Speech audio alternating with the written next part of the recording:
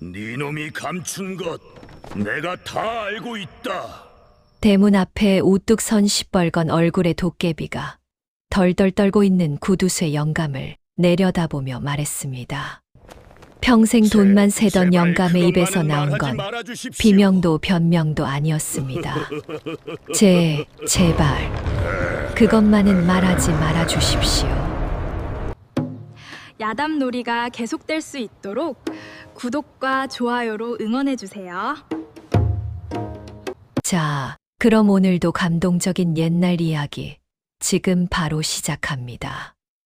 옛날 옛적 강원도 영월 땅에 최영감이라는 이가 살고 있었습니다. 영월 고을 사람이라면 누구나 그 이름을 알았습니다. 하지만 좋은 뜻으로 아는 사람은 단 한 명도 없었지요. 최영감의 집은 고을에서 제일 큰 기와집이었습니다. 담장은 어른 키 2배만큼 높았고 대문은 3년 묵은 참나무로 짜여 있었어요. 그 대문 안에는 곳간이 3채나 있었습니다. 쌀가마니가 천장까지 쌓여 있었고 엽전 꾸러미가 궤장마다 가득했지요. 그런데 말입니다.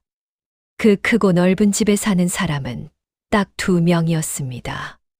최영감과 말 못하는 머슴 하나. 최영감은 올해로 65이었습니다. 허리가 굽기 시작한 나이였지만 눈빛만은 여전히 매섭고 날카로웠어요. 누가 대문 앞을 지나가기만 해도 창호지 문틈으로 바로 내다봤습니다. 혹여나 누가 담장 너머로 뭘 훔쳐가는지 감시하는 것이었지요. 아침이 밝아오는데도 최영감은 이미 방에 앉아 있었습니다. 무릎 앞에는 엽전 꾸러미가 가지런히 놓여 있었어요. 최영감은 엽전을 하나씩 집어 올려 귀에 대고 흔들었습니다. 쨍그랑, 쨍그랑. 오늘도 여전하구나. 최영감이 입꼬리를 올렸습니다. 그것이 그의 하루를 시작하는 방식이었습니다. 매일 아침 엽전을 세는 것. 그것이 최영감의 유일한 낙이었어요. 그날 아침에도 최영감은 엽전을 세고 있었습니다. 그때 머슴이 방문 밖에서 조용히 기침을 했습니다. 말을 못하는 머슴이었지만 기침 소리로 자기 존재를 알리는 것이 그의 신호였어요. 뭐냐? 최영감이 퉁명스럽게 물었습니다. 머슴이 방문을 열고 들어왔습니다. 손에는 작은 바가지 하나가 들려 있었어요. 바가지 안에는 수수떡 2개가 담겨 있었습니다. 머슴이 바가지를 내밀며 마당 쪽을 가리켰어요. 뭐야? 또 누가 왔느냐? 최영감이 눈살을 찌푸렸습니다. 머슴이 고개를 끄덕이며 손짓을 했어요. 작은 손 모양을 만들었습니다. 아이라는 뜻이었습니다. 아이? 최영감이 문을 열고 밖을 내다봤습니다. 마당 한쪽에 꼬마 아이 셋이 서 있었어요. 제법 차가운 늦가을 날씨인데도 저고리 하나만 걸치고 있었습니다. 맨발이었어요. 최영감의 눈이 차가워졌습니다. 저 거지들을 왜 들여놨느냐? 머슴이 수수떡을 가리켰습니다. 아이들한테 주겠다는 뜻이었어요. 그런데 최영감이 바가지를 빼앗았습니다. 어디서 감히? 이건 내 아침이야. 최영감이 마당으로 나갔습니다. 그러고는 아이들 앞에 서서 엄포를 놓았어요. 너희들 이 집 담장에 얼씬도 하지 마라. 다시 오면 다리 몽둥이를 부러뜨려 놓을 테니. 아이들이 겁에 질려 달아났습니다. 머슴이 한숨을 내쉬며 담장을 바라봤어요. 그때 대문 밖에서 낮은 목소리가 들려왔습니다. 영감. 최영감이 고개를 돌렸습니다.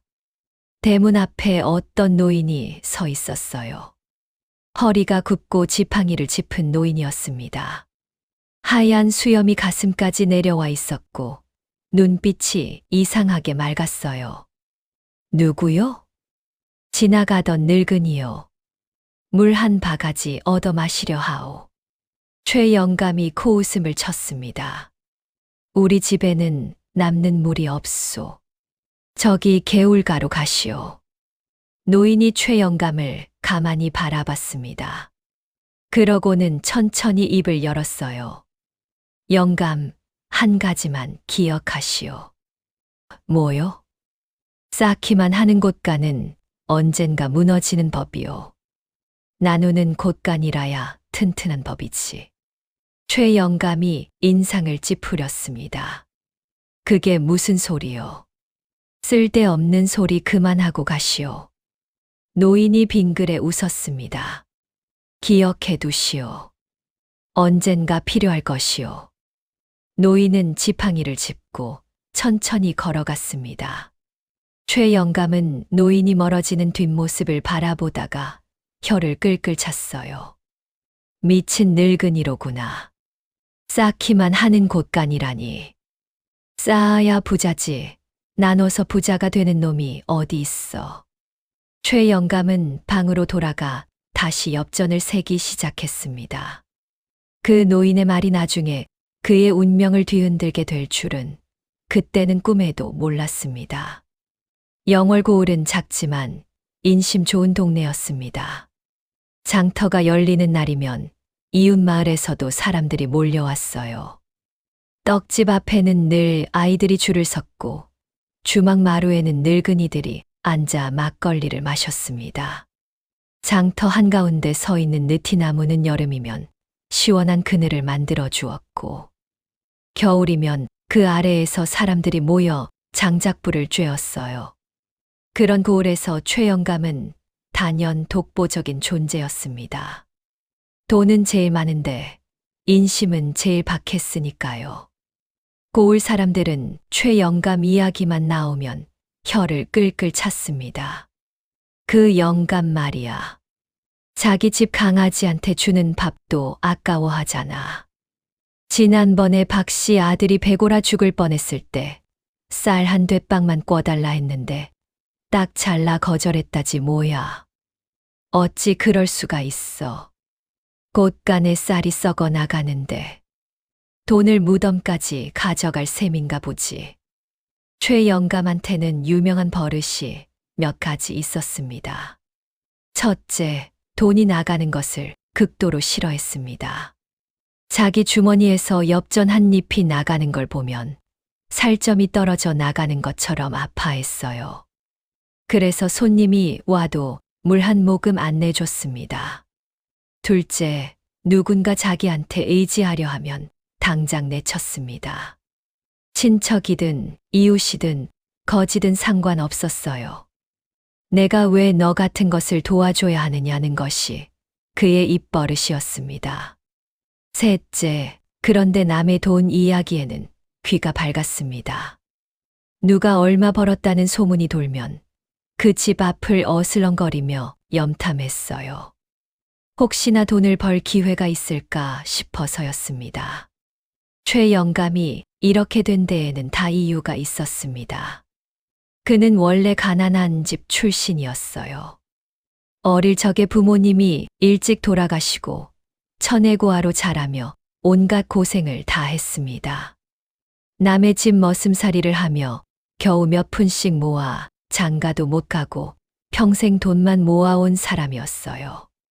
그런데 문제는 고생을 해본 사람이 더 인심이 좋아야 할 텐데 최 영감은 반대였습니다. 자기가 고생했으니 남도 고생해야 한다는 식이었어요. 자기가 모은 돈은 결코 한 푼도 내놓을 수 없다는 고집이었습니다. 그 집에 사는 머슴 이름은 덕보였습니다. 덕보는 말을 못했습니다. 어릴 적 열병을 앓고 나서 혀가 굳어버렸다고 하는데 영월고을에 흘러들어 온 지 10년이 넘었어요. 덕보는 그 10년을 최 영감 집에서 일했습니다. 품삯이요. 거의 받지 못했습니다. 최 영감은 말 못하는 놈을 걷어준 것만 해도 감지덕지해야지라며 1년에 엽전 몇 입만 쥐어줬어요. 그런데도 덕보가 도망가지 않는 이유가 있었습니다. 갈 데가 없었으니까요. 말 못하는 머슴을 받아줄 집이 어디 그리 많겠습니까? 덕보는 묵묵히 일했습니다. 새벽부터 일어나 물을 깃고 장작을 패고 밭을 갈고 밤이 되어서야 부엌 한쪽에서 잠을 청했어요. 그러는 동안에도 고을 아이들을 남몰래 챙겼습니다. 곳간에서 쌀 한 줌씩 몰래 훔쳐 부엌 문 옆에 놓아두었어요. 배고픈 아이들이 지나가다가 가져가라고요. 최 영감은 몰랐습니다. 알았다면 덕보의 뼈를 부러뜨렸을 테니까요. 그날 저녁 고을 장터에서는 사람들이 모여 수군거리고 있었습니다. 이번에도 최 영감이 시주를 안 냈다지. 그 양반이 시주할 리가 있나. 참. 그 돈을 다 어디에 쓰려고 그러나 몰라. 장터 모퉁이에서 대장장이 김서방이 웃음을 터뜨렸어요. 언젠가 그 영감 저승 갈 때 엽전 꾸러미 안고 갈까 궁금하구먼. 맞아. 저승길도 유료라고 하면 좋아할 거야. 사람들이 와하하 웃었습니다. 그런데 그 웃음이 채 가시기 전에 장터 저쪽에서 낯선 모습이 보였어요. 최 영감이 지팡이를 짚고 걸어오고 있었습니다. 평소 같으면 잘 안 나오는 영감이었는데 웬일인지 주막 쪽으로 발길을 돌리는 것이었어요. 사람들이 황급히 웃음을 멈췄습니다. 최 영감이 들었을까 걱정했지만 영감은 별 반응이 없었어요. 최 영감은 주막 마루 한쪽에 앉아서 주모가 주는 찬물을 한 모금도 식히지 않고 가만히 앉아 있었습니다. 뭔가 엿드는 것 같았어요. 누군가의 대화를요. 주막 마루 한쪽에서는 보부상 하나가 장터 사람들에게 이야기를 풀어놓고 있었습니다. 그러니까요. 저 아랫고을 정선에서 들은 이야기입니다. 어떤 가난한 나무꾼이 산에 올라갔다가 도깨비 방망이를 주었답니다. 도깨비 방망이? 예. 그걸 들고 금 나와라 뚝딱 하니까 정말 금덩이가 쏟아졌답니다. 그래서 그 나무꾼이 지금은 정선 제일의 부자가 됐다고요. 세상에 그런 일이 다 있나? 그뿐이 아닙니다. 쌀 나와라 뚝딱 하면 쌀가마니, 비단 나와라 뚝딱 하면 비단이 나온다는 겁니다. 사람들이 눈을 둥그렇게 뜨고 들었어요. 그런데 말입니다. 보부상이 목소리를 낮췄습니다. 그 도깨비 방망이라는 것이 원래 주인이 있답니다. 진짜 도깨비가요. 그 도깨비가 언제든 찾으러 올 수 있으니 조심해야 한다고 하더이다. 무서워라. 그런 물건을 잘못 가지면 화를 당할 수도 있겠구먼. 그럼요. 욕심만 부리면 큰일 납니다. 최 영감은 기둥 뒤에 몸을 숨긴 채 그 이야기를 모조리 들었습니다. 눈이 반짝였어요. 금이 나온다. 쌀이 나온다. 비단이 나온다. 그 말들이 머릿속을 뱅뱅 돌았습니다. 그런 물건이 정말 있단 말이냐. 최 영감은 집으로 돌아가는 길 내내 그 이야기만 생각했습니다. 도깨비 방망이. 있기만 하다면 엽전 한 입 쓰지 않고도 재산이 쌓이는 것이잖아요. 집에 돌아와 방에 앉은 최 영감은 한참을 고민했습니다. 밤이 깊어가는데도 잠이 오지 않았어요. 그러다가 문득 야릇한 생각이 하나 떠올랐습니다. 굳이 도깨비 방망이가 진짜일 필요가 있나? 최 영감이 손뼉을 쳤습니다. 내가 도깨비 방망이를 주었다고 소문을 내면 어떻게 되겠느냐? 그 순간 최 영감의 눈이 번쩍 빛났어요. 고을 사람들이 부러워하며 몰려들 것이었습니다. 그러면 영감의 위세가 하늘을 찌를 것이었지요. 사람들이 영감 앞에서 설설기게 되고 그 기쁨이 엽전새는 재미 못지않을 것이었습니다. 게다가 말입니다. 사람들이 방망이를 빌려달라 찾아오면 대가를 받으며 그만이었습니다. 엽전 몇 입, 쌀 한 대박, 뭐든 받을 수 있었어요. 돈 한 푼 안 들이고 벌 수 있는 장사였습니다. 최 영감이 소리내어 웃었습니다. 허허허. 이거 참 괜찮은 생각이로구나. 그날 밤 최 영감은 부엌으로 가서 장작더미에서 참나무 방망이 하나를 집어들었습니다. 덕보가 장작을 팰 때 쓰던 몽둥이였어요. 영감은 그것을 품에 안고 방으로 돌아왔습니다. 방망이에 붉은 천을 칭칭 감았습니다.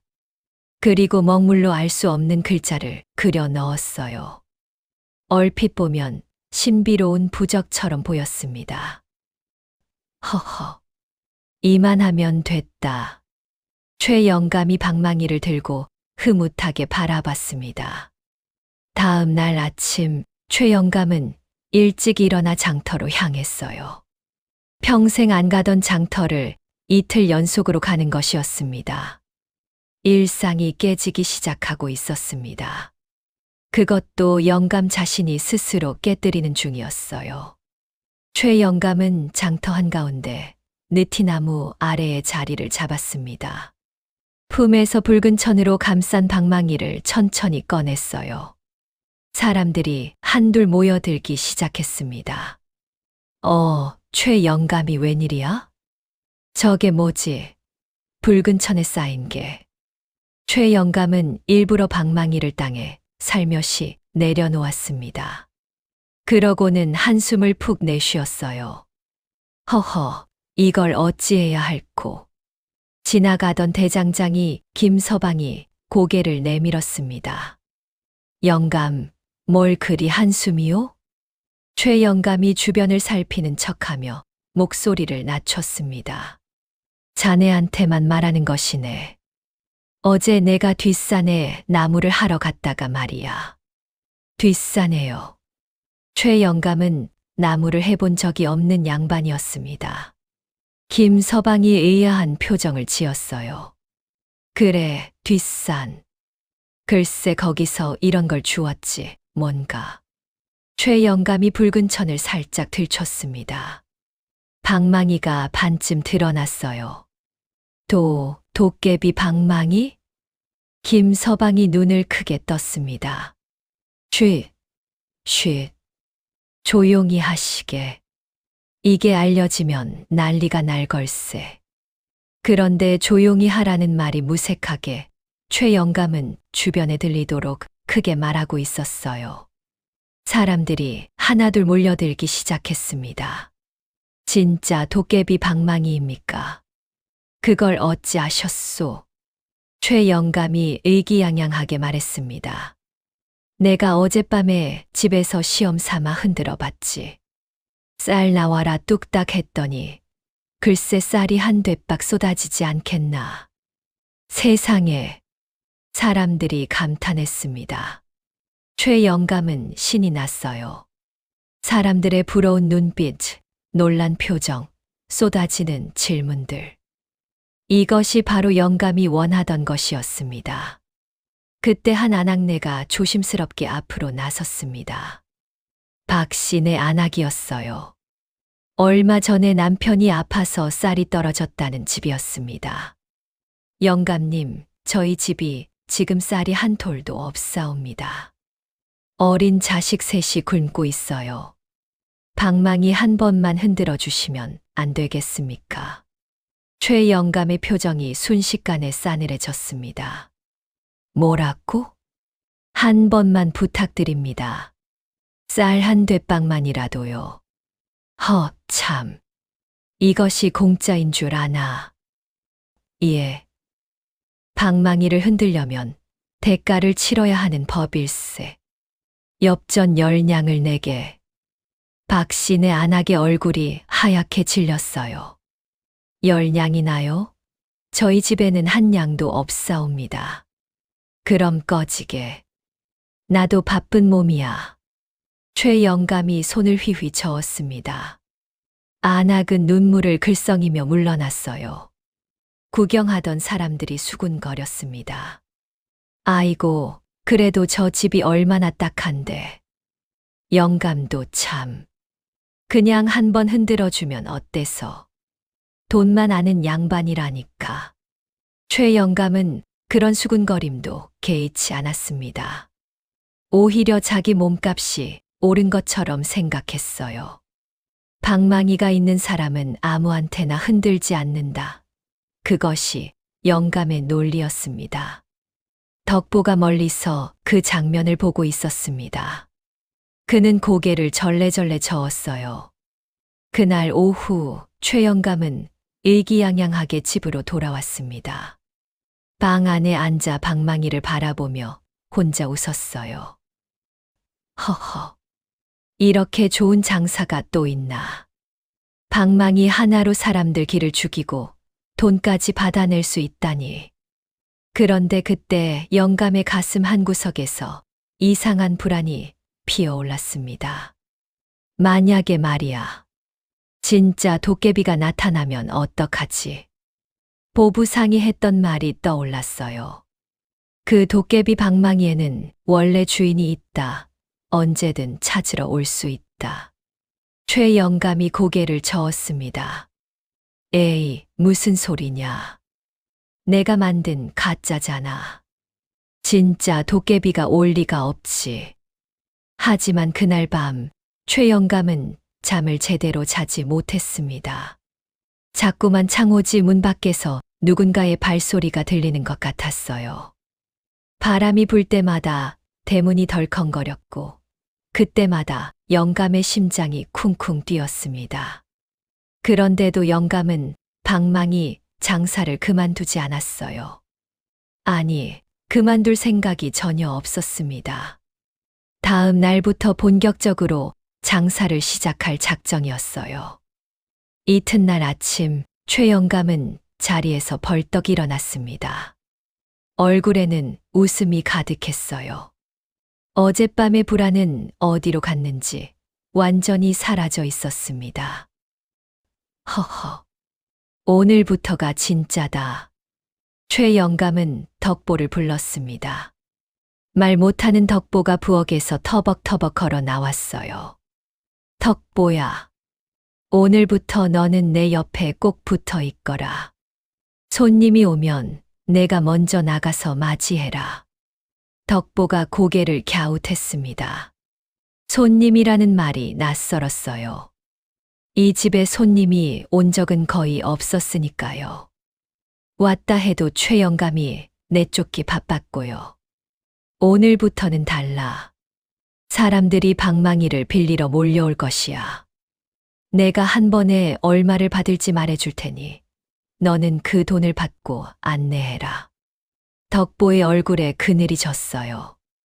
그는 고개를 흔들며 손짓을 했습니다. 방망이를 가리키며 그것은 가짜라는 뜻을 전하려 했어요. 이놈이 누가 모를 줄 알아? 내가 만든 것이지. 최 영감이 눈을 부라렸습니다. 근데 사람들은 모르잖아. 그게 중요한 거야. 알겠느냐? 덕보가 다시 한번 고개를 저었습니다. 손을 모아 빌면서 이러지 말자는 뜻을 전했어요. 시끄럽다. 내 놈이 뭘 안다고 말도 못하는 주제에. 최 영감이 소리를 질렀습니다. 덕보는 어깨를 움츠리고 물러났어요. 최 영감은 품에서 붉은 천으로 감싼 방망이를 꺼내 조심스럽게 마루에 올려놓았습니다. 그 앞에 방석을 깔고 앉았어요. 마치 왕이 어좌에 앉듯이 폼을 잡았습니다. 이제부터 이 최 영감님이 이 고을에서 제일 가는 사람이 되는 거야. 최 영감이 혼자 중얼거렸어요. 눈빛이 이상하게 빛나고 있었습니다. 이날이 돌이킬 수 없는 분기점이었습니다. 최 영감이 스스로 선택한 길이었어요. 엽전을 세는 늙은이에서 도깨비 방망이를 가진 위세당당한 영감으로 그가 원한 새로운 세계가 열리고 있었습니다. 그런데 그 새로운 세계의 문 뒤에 무엇이 기다리고 있는지 최 영감은 전혀 몰랐어요. 덕보는 부엌 한쪽에서 조용히 앉아 있었습니다. 가슴이 답답했어요. 말을 할 수 있었다면 영감을 뜯어 말렸을 것입니다. 이런 거짓말은 분명히 화를 부른다고 제발 그만두자고 말이에요. 그런데 덕보에게는 그럴 방법이 없었습니다. 손짓으로는 한계가 있었어요. 영감은 덕보의 손짓을 잘 읽지 못했고 설령 읽더라도 무시하기 일쑤였으니까요. 덕보는 열병을 알아 말을 읽기 전에는 꽤 똑똑한 아이였습니다. 고향 마을에서는 글자도 조금 익혔고 어른들한테 예의 바르다는 칭찬도 들었어요. 그런데 10살이 되던 해 큰 열병이 돌아 부모님과 형제들이 한 달 사이에 모두 세상을 떠났습니다. 덕보 혼자만 살아남았는데 그 대가로 말을 잃었어요. 혼자 남은 덕보는 이 마을 저 마을 떠돌았습니다. 말을 못하니까 어디에서도 환영받지 못했어요. 그러다가 영월 고을에 흘러들어와 최 영감 집에 들어오게 된 것이었습니다. 영감은 박했지만 덕보한테는 그나마 비바람을 피할 지붕이 있는 곳이었어요. 그래서 10년을 버텼습니다. 그 10년 동안 덕보가 한 가지 몰래 해온 일이 있었습니다. 고을 아이들을 챙기는 것이었어요. 어떤 날은 곳간에서 쌀 한 줌을 몰래 훔쳐 부엌문 옆 바위 밑에 놓아두었습니다.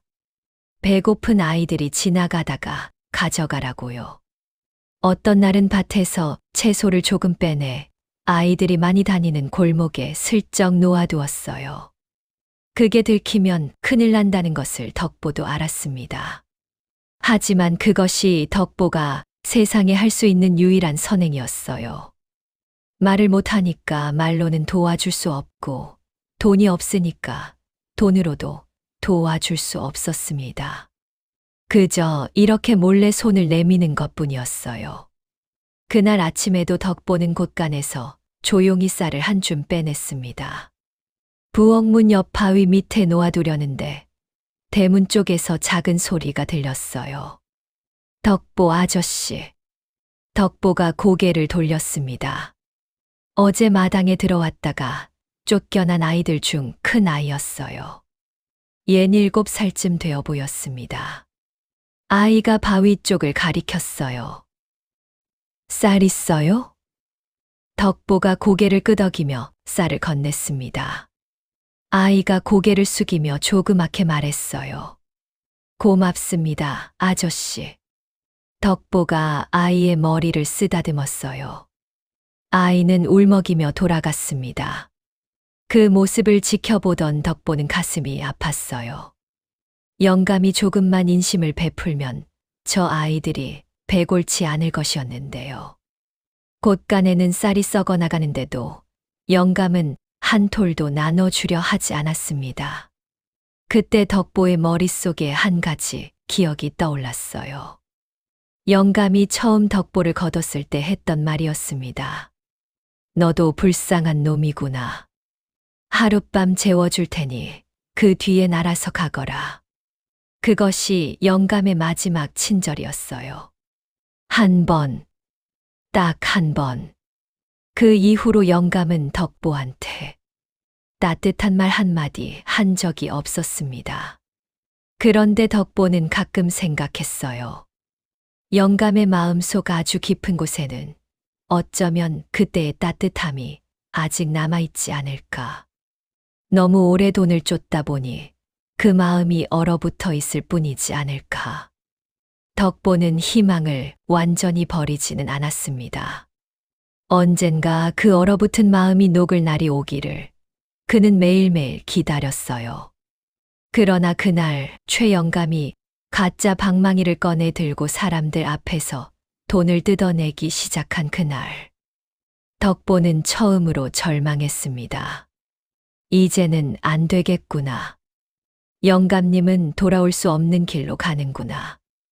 덕보가 가슴을 쓸어내리며 하늘을 올려다봤어요. 파란 하늘에 구름이 흐르고 있었습니다. 하늘은 다 보고 계실 테지요. 그가 속으로 중얼거렸어요. 최 영감의 방망이 장사는 그야말로 대박이었습니다. 소문이 퍼지자 고을 사람들이 하나둘 찾아오기 시작했어요. 쌀 한 되박 얻어가려면 엽전 10냥, 비단 한 필 얻어가려면 엽전 50냥. 최 영감이 부르는 값은 어처구니 없이 비쌌지만 사람들은 방망이의 신통력을 직접 시험해보고 싶어 했습니다. 가장 먼저 찾아온 것은 이웃 마을의 김서방이었습니다. 영감님, 어제 들은 그 방망이 말입니다. 한 번만 흔들어 봐 주시겠습니까? 흔들긴 뭘 흔들어. 그게 공짜인 줄 아나? 얼마를 내야 합니까? 오늘 특별히 쌀이라면 엽전 10냥이네. 김서방이 망설이다가 품에서 엽전을 꺼냈어요. 10냥은 큰 돈이었지만 쌀 한 되박 값보다는 훨씬 비쌌지만 도깨비 방망이에 진짜 신통력을 보고 싶은 호기심이 앞섰던 것입니다. 여기 있습니다. 최 영감이 엽전을 받아 챙겼습니다. 그러고는 방 안쪽으로 들어갔어요. 자네는 잠시 밖에서 기다리게. 방망이를 흔드는 건 아무한테도 보여줄 수 없어. 방망이의 기운이 흩어진다네. 예, 영감님. 최 영감이 방 안으로 들어가 문을 닫았습니다. 김서방은 마루에서 기다렸어요. 방 안에서 최 영감은 곳간 안으로 들어갔습니다. 곳간에는 수십 가마니의 쌀이 쌓여 있었어요. 최 영감은 한 되박을 퍼서 자루에 담았습니다. 허허, 이거 진짜 장사가 되는구나. 엽전 10냥을 받고 쌀 한 되박을 내준 것이잖아요.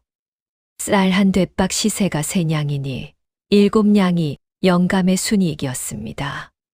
방망이를 한 번 흔든 척만 하고 말이죠. 최 영감이 자루를 들고 나왔습니다. 자, 받게. 어디서 나온 겁니까? 방망이가 나오게 한 것이지. 자네는 쓸데없는 걸 캐물을 거 없네. 김서방은 자루를 받아들고 고개를 갸웃하며 돌아갔습니다. 뭔가 이상했지만 쌀을 받았으니 따질 수도 없었어요. 그날 하루 최 영감 집 대문 앞에는 사람들이 줄을 섰습니다. 저도 한 번만. 저는 비단이 필요합니다. 저는 엽전이 부족합니다. 한 번만 흔들어 주세요. 최 영감은 신이 났어요. 평생 사람들이 자기 앞에서 이렇게 설설 기는 걸 본 적이 없었습니다. 돈은 많았어도 사람들은 영감을 피하기만 했으니까요. 그런데 이제는 달랐습니다. 사람들이 영감 앞에 엎드려 빌고 엽전을 내밀며 제발 한 번만 흔들어 달라 부탁했어요. 이것이 바로 영감이 평생 꿈꿔왔던 위세였습니다.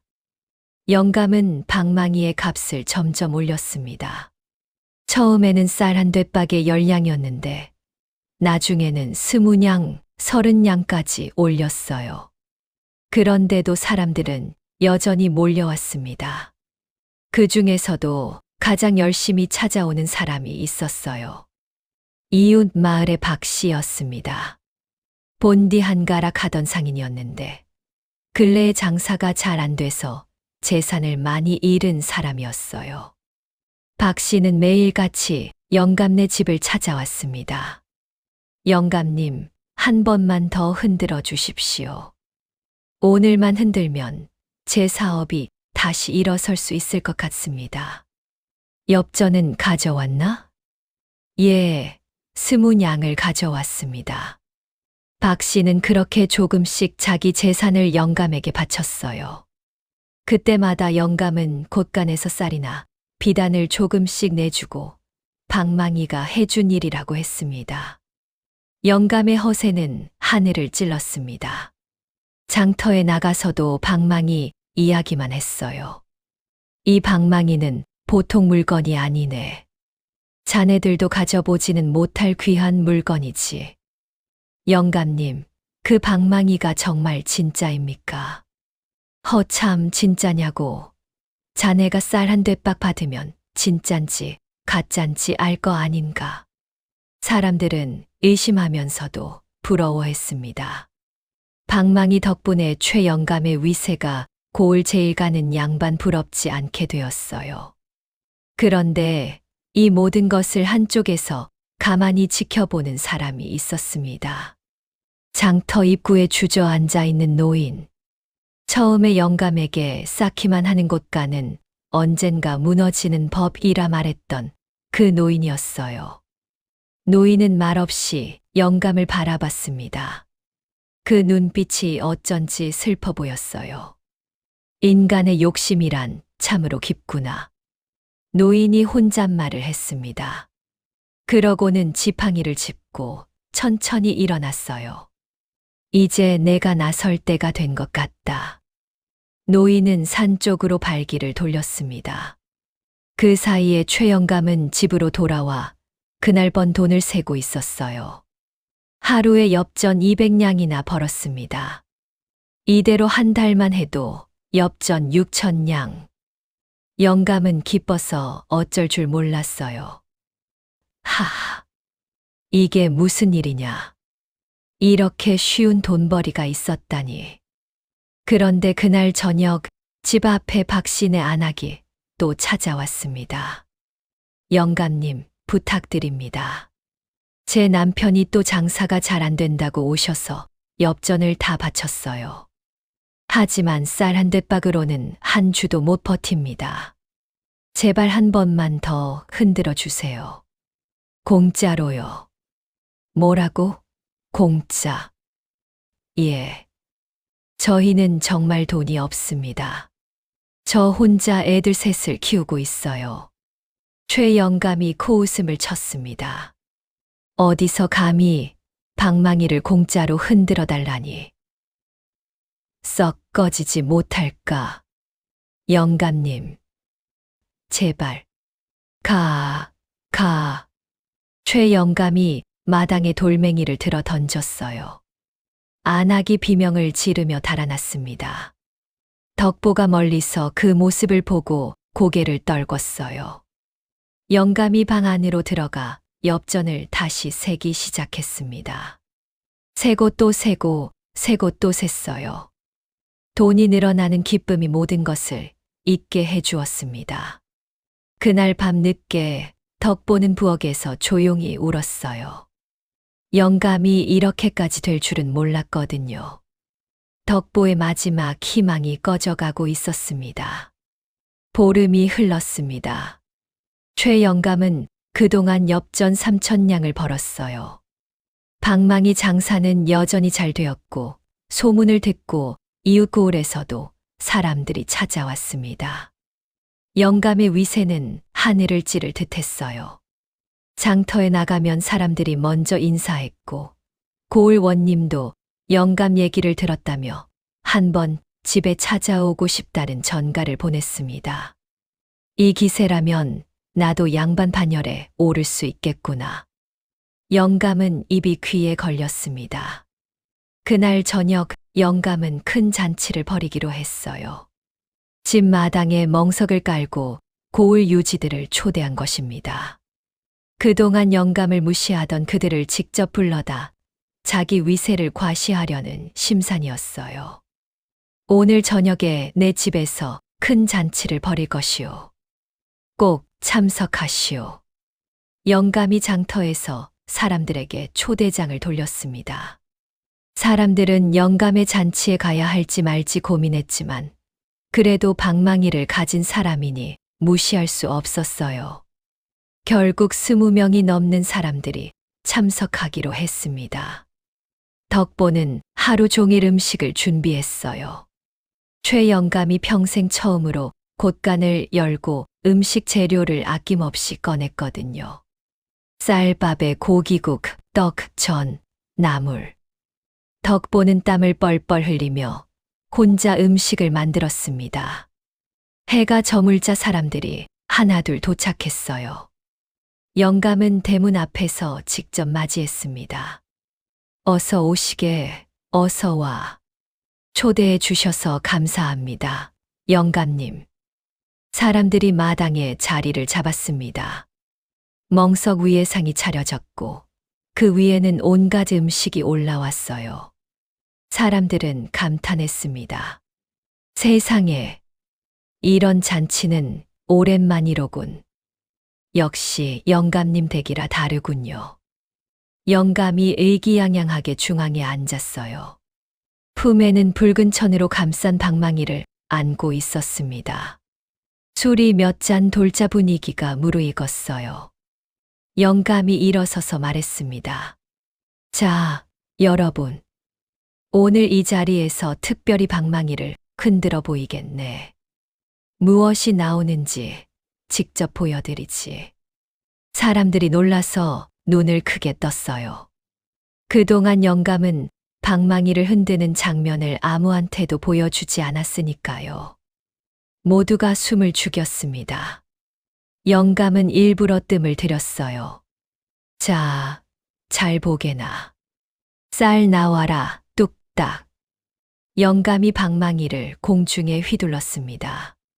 사람들이 기대하며 바라봤어요. 그때였습니다.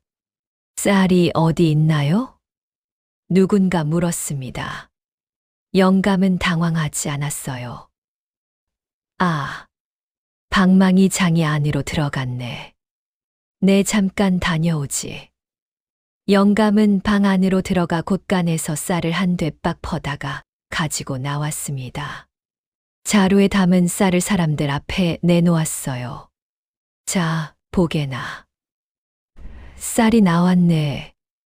사람들이 환호했습니다. 영감은 신이 나서 이번엔 비단을 꺼내왔고 다음에는 엽전 꾸러미까지 꺼내왔어요. 물론 모두 곳간에서 가져온 것들이었지만 사람들은 방망이가 만들어낸 것이라 믿었습니다. 세상에, 진짜 도깨비 방망이로구나. 영감님, 저도 한 번만요. 사람들이 다투어 달려들었어요. 최 영감은 웃음을 멈출 수 없었습니다. 평생 자기를 무시하던 사람들이 지금 자기 앞에서 비는 것이잖아요. 허허허. 오늘은 공짜로 한 번씩 해주지. 오늘이 내 잔칫날이니. 영감이 방에 들어가 곳간 물건들을 조금씩 꺼내왔어요. 사람들은 하나씩 받아가며 영감에게 고개를 숙였습니다. 영감님, 정말 대단하십니다. 이 고을의 자랑이십니다. 최 영감의 생애에서 가장 영광스러운 순간이었어요. 그는 하늘을 향해 두 팔을 벌렸습니다. 내가 바로 영월 고을에 제일 가는 사람이다. 그 순간 사람들이 박수를 쳤습니다. 영감이 눈을 감고 그 박수 소리에 취해 있었어요. 이것이 최 영감의 정점이었습니다. 하지만 이것이 바로 마지막이었어요. 가장 높이 올라간 순간이 곧 가장 크게 떨어질 순간이라는 것을 영감은 그때 몰랐습니다. 그날 밤 잔치가 끝나고 사람들이 모두 돌아간 뒤 영감은 마루에서 방망이를 품에 안고 잠들었어요. 편안한 잠이었습니다. 그런데 덕보는 그날 밤 대문 쪽에서 이상한 인기척을 느꼈어요. 누군가가 담장 밖에서 한참을 서 있다가 사라지는 것 같았습니다. 덕보가 나가봤지만 아무도 없었어요. 다만 바람이 싸늘하게 느껴졌습니다. 그것이 평범한 바람이 아니라는 것을 덕보는 본능적으로 느꼈어요. 다음 날 아침부터 이상한 일이 일어나기 시작했습니다. 장터에 나간 영감은 뭔가 분위기가 달라졌다는 것을 느꼈어요. 평소에는 영감을 보면 먼저 인사하던 사람들이 오늘은 고개를 돌려 피하는 것이었습니다. 뭐야. 왜들 이러는 게야. 영감이 눈살을 찌푸렸습니다. 주막 쪽으로 가니 몇몇 사람들이 모여 수군거리고 있었어요. 영감이 다가가자 말이 뚝 끊겼습니다. 무슨 얘기들을 하시나. 사람들이 어색하게 웃으며 자리를 피했어요. 한 사람만 남아서 영감을 쳐다봤는데 그 눈빛이 왠지 의심스러웠습니다. 영감님, 뭐 좀 여쭤봐도 되겠습니까? 뭔가. 어제 잔치 때 방망이에서 나온 쌀 말입니다. 저희 집사람이 그걸로 밥을 해봤는데요. 이상하게 집쌀이랑 똑같더라고요. 뭐, 도깨비가 만든 쌀이라면 뭔가 다를 줄 알았거든요. 향이 특별하다든가, 빛깔이 다르다든가. 그런데 완전 똑같았단 말이죠. 영감이 헛기침을 했어요. 원래 좋은 쌀은 다 비슷하게 생긴 법이네. 그렇군요. 그 사람은 고개를 끄덕이면서도 의심스러운 표정을 감추지 않았습니다. 영감은 불안해졌어요. 그날 오후 영감네 집 앞에는 손님이 뜸해졌습니다. 평소 같으면 오전부터 사람들이 줄을 서 있을 텐데 오늘은 누구 하나 오지 않았어요. 이게 어찌 된 일이냐. 영감이 안절부절 못했습니다. 덕보를 시켜 장터에 나가 동정을 살피게 했어요. 덕보가 돌아와서 손짓으로 상황을 설명했습니다. 장터에서 어떤 소문이 돌고 있다는 것이었습니다. 최 영감의 방망이가 가짜일지도 모른다는 소문이요. 잔치 때 나온 물건들이 너무 평범했다는 것이 이유였어요. 영감의 얼굴이 굳어졌습니다.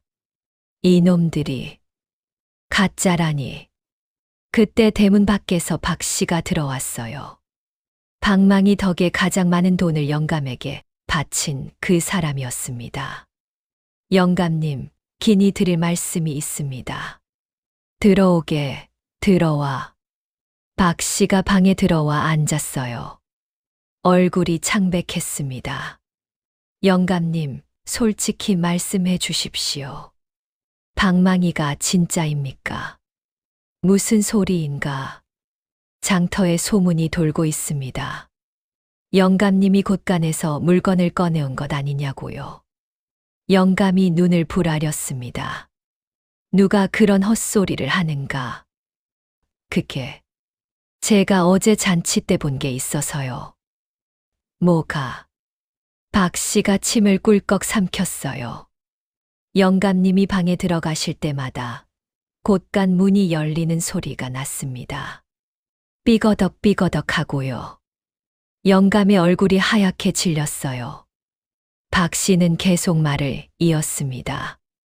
그리고 방망이를 흔드셨을 때 나온 쌀은 제가 평소에 쓰던 쌀과 똑같았고 비단도 시장에서 파는 것과 같은 품질이었습니다. 진짜 도깨비 방망이에서 나왔다면 더 특별해야 하지 않겠습니까? 이놈이. 영감님. 저는 지금까지 영감님께 엽전 1000냥을 바쳤습니다. 그 돈을 돌려주십시오. 만약 그러지 않으면? 박 씨가 영감을 노려봤어요. 관아에 고발하겠습니다. 영감님이 사람들을 속였다고요. 영감의 손이 부들부들 떨렸습니다. 입에서는 말이 나오지 않았어요.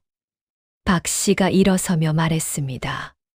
사흘 안에 돈을 돌려주십시오. 그렇지 않으면 관아로 갑니다. 박 씨가 돌아갔습니다. 영감은 한참을 멍하니 앉아 있었어요. 그때 대문 밖에서 또 다른 소리가 들렸습니다. 어제 잔치에 왔던 사람들 여럿이 몰려와 있었어요. 영감님, 우리도 할 말이 있소. 돈을 돌려주시오. 우리도 속은 것이오. 영감의 눈앞이 아찔해졌습니다. 사람들이 하나둘 찾아와 돈을 돌려달라 요구하는 것이었어요. 영감은 제대로 대답도 못하고 문을 걸어 잠갔습니다. 그날 밤 영감은 잠을 이루지 못했어요. 아무리 생각해도 어떻게 이 상황을 벗어날지 알 수 없었습니다. 그런데 더 이상한 일이 다음 날 벌어졌어요. 새벽녘에 영감이 잠에서 깼습니다. 집 안에서 이상한 소리가 들렸거든요. 슉슉 하는 바람 소리 같기도 하고 누군가 숨을 쉬는 소리 같기도 했어요. 영감이 방문을 살짝 열어봤습니다. 마당이 보였어요. 그런데 그 마당 한가운데 뭔가가 서 있는 것 같았습니다. 덕보냐? 덕보는 부엌에서 자고 있을 시간이었어요. 이 새벽에 마당에 나와 있을 리가 없었습니다. 영감이 눈을 비볐어요. 그 형체를 다시 보니 사람이었습니다. 키가 크고 붉은 옷을 입고 있었어요. 얼굴은 잘 보이지 않았습니다. 달빛이 희미하게 비칠 뿐이었어요. 누구냐? 영감이 떨리는 목소리로 물었습니다. 대답이 없었어요. 그 형체는 한참을 그 자리에 서 있다가 천천히 담장 쪽으로 사라졌습니다. 발소리도 없이요. 영감의 심장이 쿵쿵 뛰었어요. 꿈인지 생시인지 알 수 없었습니다. 그 순간 한 가지 생각이 영감의 머리를 스쳤어요. 도깨비였습니다. 보부상이 말했던 그 진짜 도깨비. 가짜 방망이 소문을 듣고 영감의 집을 찾아온 것이었을까요? 영감은 식은땀을 흘리며 이불 속으로 몸을 파묻었어요. 하지만 이불 속에 숨어봐야 소용없다는 것을 영감은 금세 깨달았습니다. 다음 날 저녁 그 형체가 다시 나타났거든요. 그런데 이번에는 마당이 아니라 바로 방문 밖이었어요. 영감이 방 안에서 떨고 있는데 문 밖에서 낮고 굵은 목소리가 들렸습니다. 영감이 소스라치게 놀랐어요. 누구요? 내가 갖고 있는 방망이. 그것을 주인에게 돌려주어라. 영감의 몸이 얼어붙었습니다. 방망이의 주인. 그것은 진짜 도깨비였어요.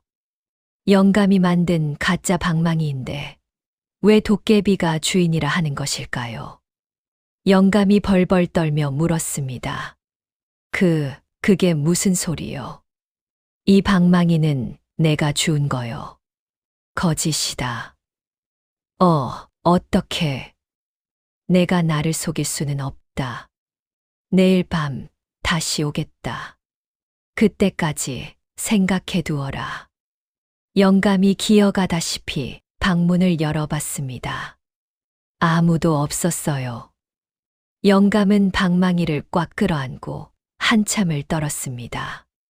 그 밤에 영감은 한숨도 자지 못했어요. 박 씨의 위협에 도깨비의 방문까지 모든 것이 무너지고 있었습니다. 그 다음 날 영감에게 최악의 소식이 전해졌습니다. 관아에서 아전이 직접 찾아온 것이었어요. 어찌 된 일인지 원님께서 최영감을 당장 관아로 불러오라 하셨다는 말이었습니다. 뭐요? 영감이 입술을 떨며 물었어요.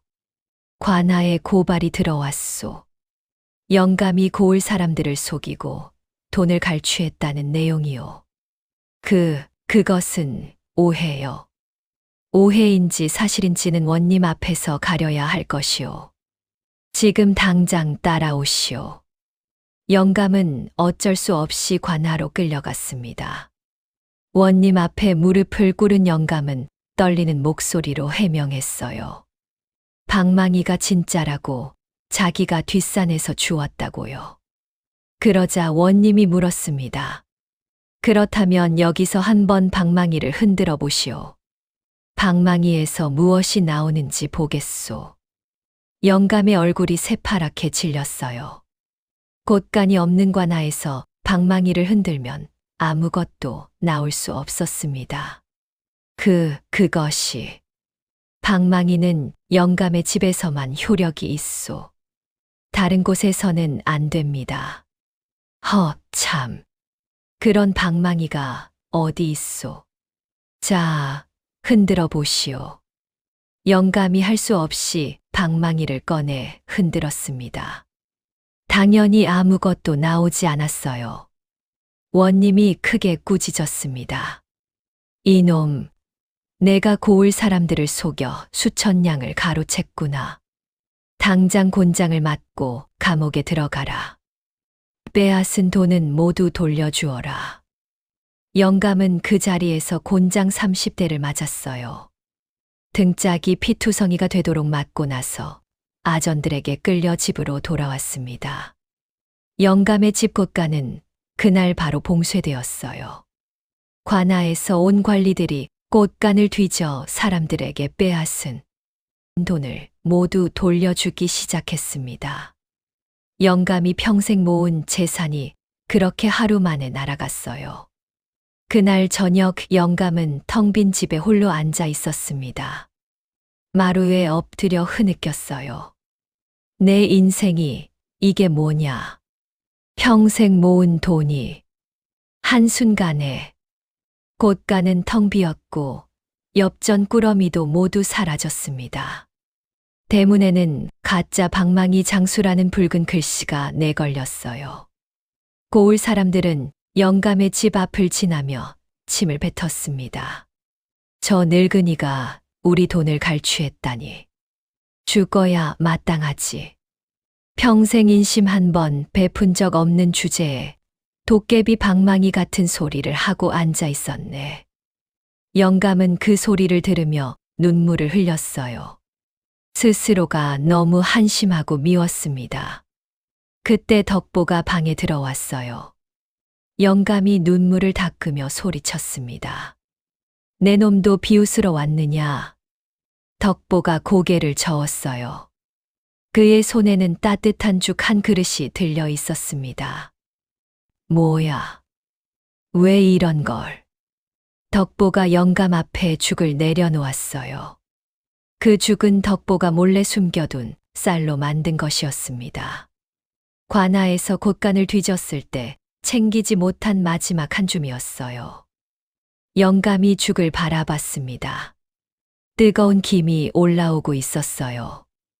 영감의 눈에서 또다시 눈물이 흘렀습니다. 덕보야. 영감이 처음으로 덕보의 이름을 불렀어요.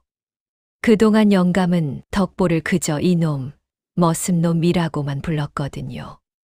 내가 어찌 이러느냐. 내가 너를 그렇게 구박했는데. 덕보가 미소 지었어요. 말은 못했지만 그 미소에 많은 것이 담겨 있었습니다. 영감은 죽을 한 숟가락 떠먹었어요. 뜨거운 죽이 목구멍을 타고 내려가는 동안 영감의 가슴에서도 뭔가가 녹아내렸습니다. 그런데 그때 대문 밖에서 쩌렁쩌렁한 목소리가 울렸어요. 영감, 나오너라. 영감의 몸이 굳었습니다. 그 목소리였어요. 진짜 도깨비의 목소리였습니다. 영감이 덜덜 떨며 방에서 나오지 못했어요. 대문 밖에서 그 목소리가 계속 울렸습니다. 영감, 나오너라. 오늘 밤 내가 숨긴 진실을 모두 밝힐 것이다. 덕보가 영감의 팔을 잡았어요. 안심시키려는 듯 했지만 영감은 그저 떨기만 했습니다. 안 된다. 안 된다. 나갈 수 없다. 내 놈이 감춘 것, 내가 다 알고 있다. 그 말에 영감의 심장이 철렁 내려앉았어요. 감춘 것이라니. 방망이가 가짜라는 것은 이미 들켰잖아요. 그런데 도깨비는 다른 것을 말하고 있었습니다. 영감이 평생 감춰온 다른 것. 그것이 무엇일까요? 영감이 눈을 질끈 감았어요. 그때였습니다. 영감의 머릿속에 어떤 기억이 스쳤어요. 아주 오래전 영감이 젊었을 때의 일이었습니다. 영감은 그때 아직 장가도 못 간 젊은이였어요. 돈을 모으려고 사방팔방 뛰어다니던 시절이었습니다. 그때 영감에게는 친동생이 있었어요. 영감보다 10살 어린 동생이었습니다. 부모님이 일찍 돌아가신 후 영감이 동생을 키웠어요. 그런데 동생이 15살 때 큰 병에 걸렸습니다. 의원에게 데려가려면 약값만 해도 엽전 100냥이 필요했어요. 영감이 죽으림을 다해 모아둔 돈이 딱 100냥이었습니다. 영감은 그 돈을 써서 동생을 살렸을까요? 아니요. 영감은 그 돈을 쓰지 않았어요. 그 돈은 자기가 평생 모아온 돈이니까 내놓을 수 없다고 생각한 것이었습니다. 동생이 병들어 죽어가는 것을 보면서도 영감은 주머니에서 엽전 한 입 꺼내지 않았어요. 결국 동생은 여럿새 만에 숨을 거두었습니다. 영감은 동생의 장례도 치르지 않고 산에 몰래 묻어버렸어요. 마을 사람들이 알면 비난할까봐 동생이 그냥 어디론가 떠난 것처럼 꾸몄습니다. 그 일은 이 세상 누구도 모르는 영감 혼자만의 비밀이었어요. 그것을 알고 있는 사람은 영감 자신뿐이었습니다. 그런데 도깨비가 그것을 안다고 하는 것이었어요. 내가 감춘 것. 동생이로구나. 영감의 입에서 나지막이 흘러나왔어요. 덕보는 그 말이 무슨 뜻인지 몰랐지만 영감의 눈물을 보고 무언가 깊은 상처가 있다는 것은 알았습니다. 영감이 마루에 엎드려 통곡했어요. 용드가, 내 동생 용드가, 내가 너를 죽였구나. 내가 너를 죽였어. 덕보는 영감을 안아주었어요. 영감은 덕보의 품에서 한참을 울었습니다. 그러다가 영감은 문득 오래전 어떤 노인이 했던 말을 떠올렸어요. 쌓기만 하는 곳간은 언젠가 무너지는 법이요. 나누는 곳간이라야 튼튼한 법이지. 영감이 눈을 번쩍 떴습니다. 그 말이 무슨 뜻인지 이제야 이해가 되었어요. 영감은 평생 쌓기만 했습니다. 돈도 쌀도 곡식도. 그리고 그것을 나누지 않았어요. 아니, 나누지 않기 위해서 자기 동생마저 죽게 내버려 둔 사람이었습니다. 그 쌓기만 한 곳간이 지금 무너지고 있었어요. 관아에서 곳간을 비웠고 집의 명예도 무너졌고 영감의 거짓말도 드러났습니다. 그리고 이제 마지막으로 영감이 평생 감춰온 동생의 죽음까지 드러나려 하고 있었어요. 영감이 천천히 일어났습니다. 눈물로 얼룩진 얼굴이었지만 눈빛은 전과 달랐어요. 덕보가 놀라서 영감을 바라봤습니다. 덕보야. 영감이 떨리는 목소리로 말했어요. 나가봐야겠다. 덕보가 고개를 저었습니다. 위험하다는 듯이요. 아니다. 내가 나가야 해. 도망갈 수 없는 일이야. 영감이 덕보의 어깨를 두드렸어요. 내가 너한테 미안했다. 그동안 정말 미안했다. 내가 나를 이렇게 챙겨주는 사람인 줄도 모르고. 덕보의 눈에 눈물이 고였습니다. 영감은 천천히 방에서 나와 마당을 가로질러 갔어요. 대문 앞에는 그 형체가 서 있었습니다. 붉은 옷을 입고 얼굴은 잘 보이지 않는 거대한 도깨비였어요. 영감이 대문 앞에 섰습니다. 내가 왔소. 도깨비가 영감을 내려다봤어요. 각오는 되어 있느냐? 영감이 천천히 고개를 끄덕였어요. 되어 있소. 말씀하시오. 도깨비가 느릿하게 말했습니다. 내가 평생 감춘 죄. 그것을 고하거라. 영감의 입술이 떨렸어요. 그때 덕보가 영감의 뒤를 따라왔습니다. 영감이 덕보를 돌아봤어요. 덕보야, 내가 있어줘서 다행이다. 영감이 깊은 숨을 들이쉬었습니다. 그러고는 천천히 떨리는 목소리로 입을 열었어요. 내게는 동생이 있었소. 용득이라는 이름의 동생이었지. 부모님이 일찍 돌아가셔서 내가 키웠소. 도깨비는 가만히 듣고 있었어요. 덕보도 옆에서 처음 듣는 이야기에 눈을 크게 떴습니다. 그런데 동생이 15살 때 큰 병에 걸렸소. 약값이 엽전 100냥이었소. 가지고 있었지 않느냐? 그렇소. 가지고 있었소. 딱 100냥. 내가 죽도록 일해서 모은 돈이었소. 영감이 눈을 감았어요. 그런데 나는 그 돈을 쓰지 않았소. 도깨비가 침묵했어요. 영감의 목소리가 더 떨렸습니다. 내 돈이 아까웠소. 평생 모은 돈인데 동생 하나 살리겠다고 쓴다는 게 아까웠소. 내가 미쳤었소. 돈에 미쳐 있었소. 동생이 매일매일 야위어 가는데도 나는 약 한 첩 사다 주지 않았소. 그리고 동생은 죽었구나. 그렇소. 10세 만에 내 품에서. 영감의 눈에서 굵은 눈물이 흘렀어요. 영감이 무릎을 꿇고 바닥에 엎드렸습니다. 나는 동생을 산에 몰래 묻었소. 마을 사람들에게는 동생이 멀리 떠났다고 했소. 평생 그것을 감추고 살았소. 50년을 감춰왔소. 도깨비가 영감을 내려다봤어요. 지금 그것을 후회하느냐? 후회하오.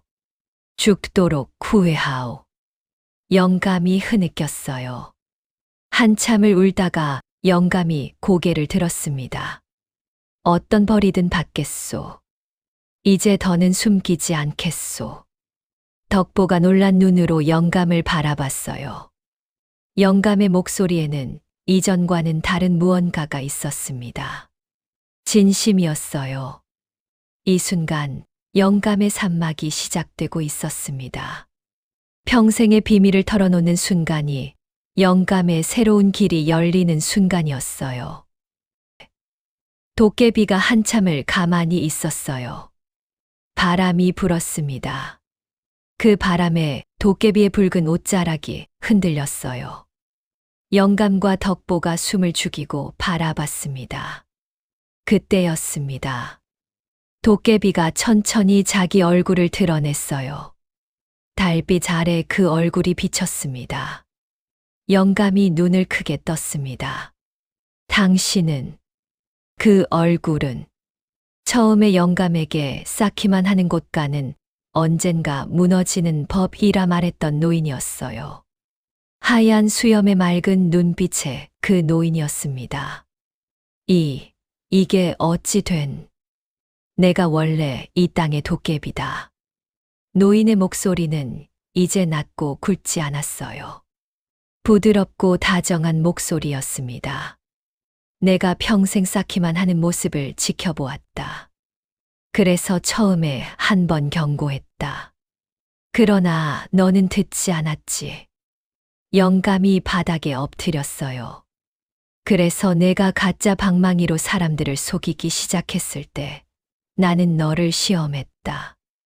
내가 무너질 때 어떻게 반응하는지 보기 위해서. 너는 내 잘못을 알았다. 동생의 이름을 떠올렸다. 그리고 진심으로 후회했다. 노인이 영감에게 다가왔어요. 영감이 고개를 들지 못했습니다. 나의 벌은 내가 감옥에 가는 것도 아니고 내 집이 무너지는 것도 아니다.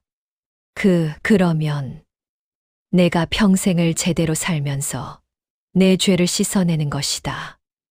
영감이 눈물을 흘리며 고개를 들었어요. 제가 어찌, 우선 내가 빼앗은 돈을 사람들에게 모두 돌려주어라. 관아에서 돌려준 것으로 끝나지 않는다. 내 곳간에 남은 것도 모두 내놓아라. 예, 예. 그렇게 하겠습니다. 다음으로 내가 동생을 묻은 자리에 제대로 된 무덤을 만들어라. 비석을 세우고 매년 제사를 지내거라. 예. 마지막으로 노인이 영감 옆에 서 있는 덕보를 바라봤어요. 이 아이, 내 곁에서 10년을 말없이 너를 섬긴 이 아이를 내 가족으로 삼거라. 영감이 놀라서 덕보를 바라봤어요. 덕보도 놀란 눈이었습니다. 이 아이가 너의 곳간에서 쌀을 훔쳐서 배고 옳는 아이들에게 나눠준 것을 알고 있느냐? 아니지. 너는 몰랐다. 내 곳간은 그 아이 덕분에 복을 쌓고 있었다.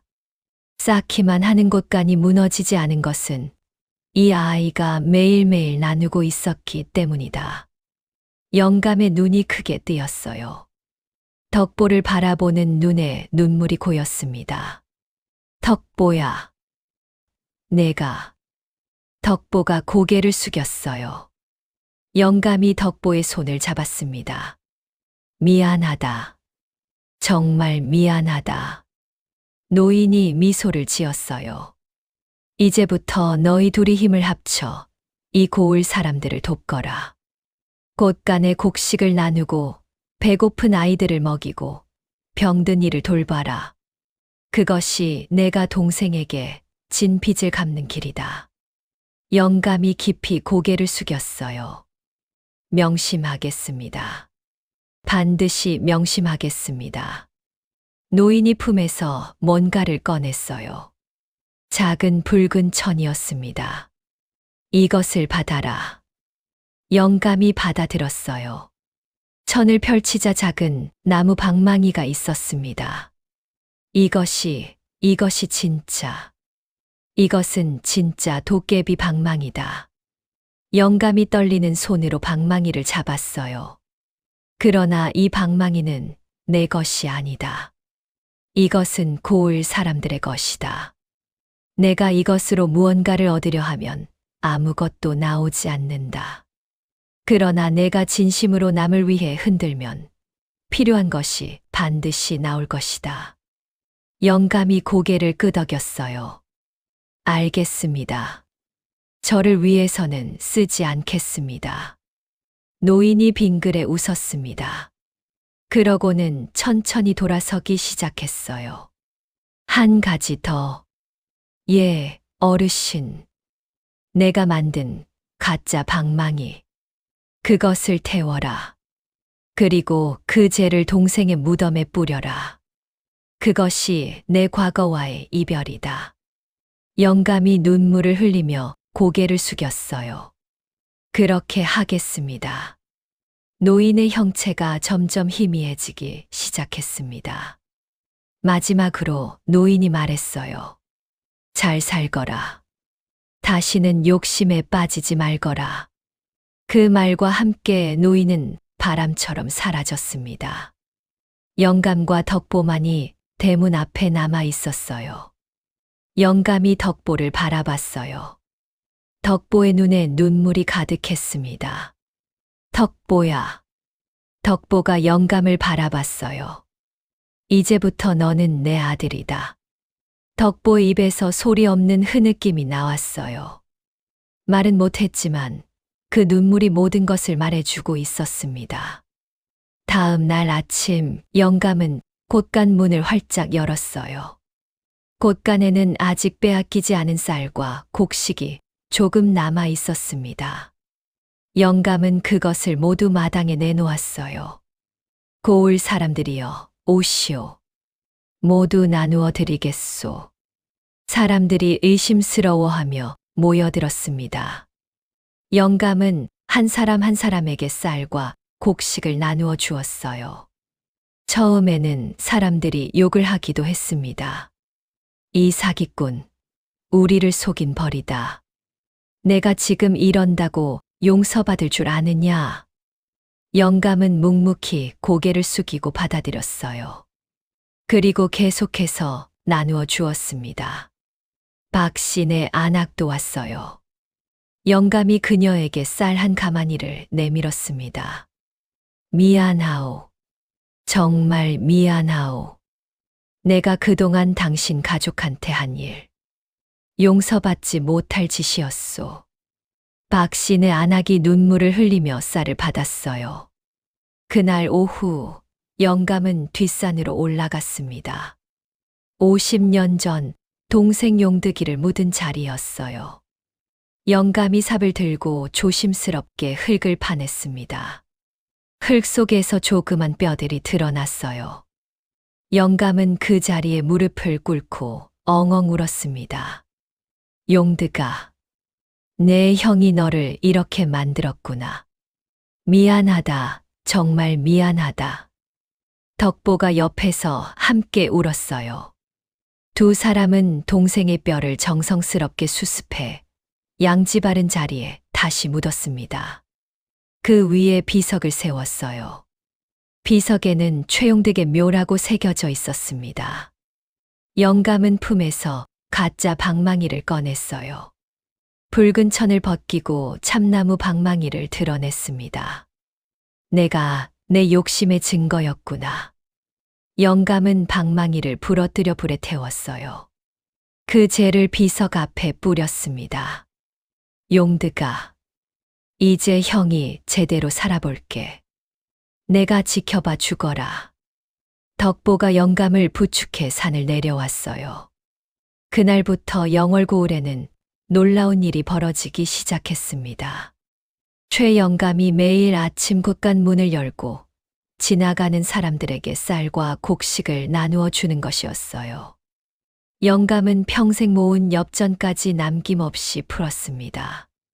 배 곪는 아이들을 위한 죽 한 솥, 병든 노인들을 위한 약값, 어려운 집을 위한 쌀가마니. 사람들은 처음에는 의심했어요.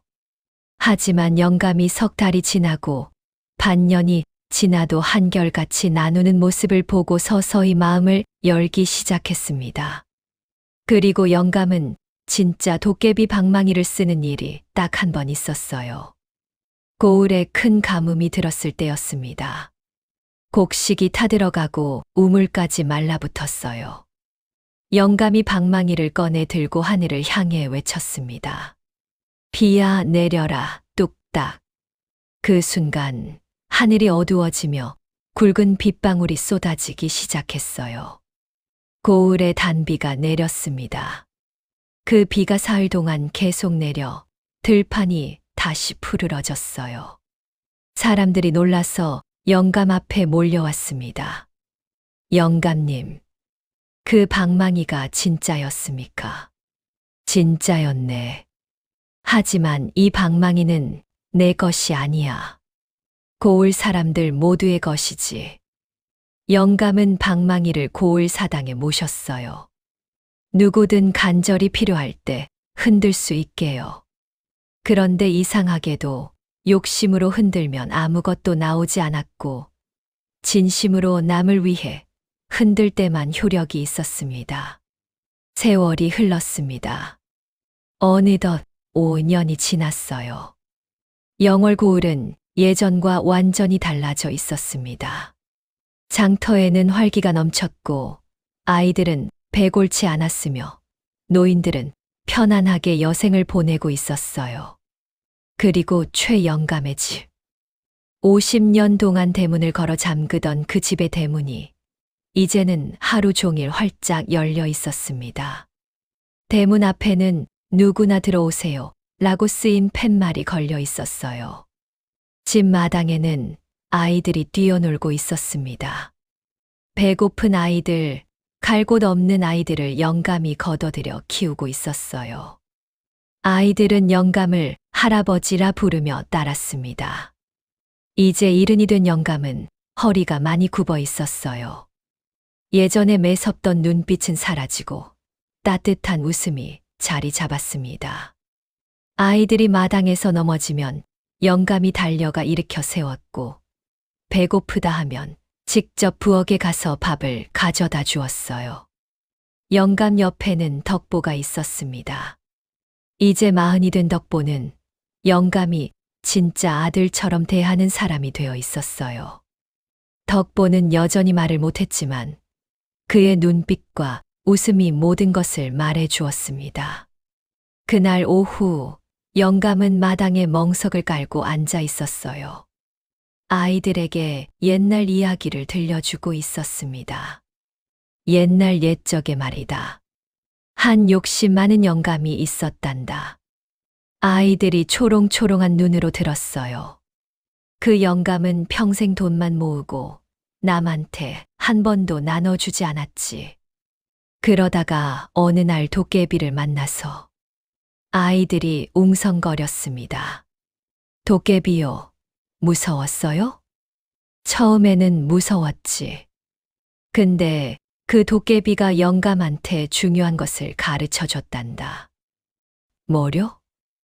영감이 아이들을 바라보며 미소 지었어요. 쌓기만 하는 곳가는 언젠가 무너지는 법이지만 나누는 곳가는 절대 무너지지 않는다는 것이란다. 아이들이 고개를 끄덕였어요. 그 말을 아이들이 다 이해했는지는 모르겠지만 영감은 그 말을 그들에게 남기고 싶었습니다. 자기가 너무 늦게 깨달은 그 진리를요. 뒷산에는 작은 비석이 하나 서 있었습니다. 그 비석에는 최용득의 묘라 새겨져 있었어요. 영감은 매월 초하루마다 그곳에 가서 제사를 지냈습니다. 용득아, 형이 내 목까지 살아보려고 애쓰고 있다. 지켜봐 주거라. 비석 옆에는 영감이 심은 복숭아 나무가 자라고 있었어요. 봄이면 꽃이 피고 여름이면 열매가 맺혔습니다. 그 복숭아는 고을 아이들이 따먹곤 했어요. 저녁이 되자 덕보가 영감에게 죽 한 그릇을 가져다 주었습니다. 5년 전 영감이 모든 것을 잃고 울던 그 밤에 덕보가 가져다 준 것과 똑같은 죽이었어요. 영감이 죽을 받아들며 웃었습니다. 덕보야, 오늘도 고맙다. 덕보가 미소 지으며 영감 옆에 앉았어요. 두 사람이 함께 저녁 노을을 바라봤습니다. 영감의 마음 속에는 이제 평화가 있었어요. 평생 그렇게 애써서 모은 돈보다 지금 이 순간의 평화가 훨씬 소중하다는 것을 영감은 이제 알고 있었습니다. 여러분, 긴 이야기 잘 들어주셨습니까? 최영감의 이야기 어떠셨나요? 평생 돈만 모으고 인심은 나누지 못하던 한 늙은이가 가짜 도깨비 방망이로 허세를 부리다가 진짜 도깨비를 만나 완전히 다른 사람이 되는 이야기였습니다. 그런데 이 이야기에서 가장 감동적인 부분은 도깨비가 영감에게 벌을 내린 것이 아니라 길을 보여준 것이었다고 생각합니다. 감옥에 보내거나 죽이는 대신 살면서 잘못을 씻어내라 한 것이었어요. 영감은 평생 쌓기만 하는 곳간이었습니다. 그래서 동생까지 잃고 혼자 외롭게 살아왔어요. 하지만 모든 것을 잃고 나서야 비로소 나눔의 진정한 가치를 깨달았습니다. 옆에 있던 말 못하는 머슴 덕보. 그가 10년 동안 조용히 쌀을 나눠준 덕분에 영감의 곳간이 완전히 무너지지 않았다는 말이 참 마음에 와닿습니다. 때로는 말 없이 실천하는 한 사람의 선행이 세상의 균형을 잡아주고 있을지도 모릅니다. 그리고 이 이야기가 우리에게 전하는 말이 있습니다. 쌓기만 하는 곳간은 언젠가 무너지는 법이지만 나누는 곳간은 절대 무너지지 않습니다. 돈이든 음식이든 시간이든 마음이든 우리가 가진 것을 누군가에게 나눠줄 때 우리의 인생은 비로소 튼튼해지는 법입니다. 오늘 이 이야기를 들으신 여러분의 곳간도 부디 나누는 곳간이 되시기를 바랍니다. 다음 영상을 빠르게 만나보시려면 좋아요와 구독을 눌러주세요. 본 영상에 공감하고 위로받으셨다면 제 보람입니다. 혹 간직하고 있는 사연이나 의견 주시면 성심성의껏 답변 드리겠습니다. 본 사연은 AI 기술을 활용한 순수 창작물입니다. 그럼 모두 행복한 하루 보내십시오. 감사합니다.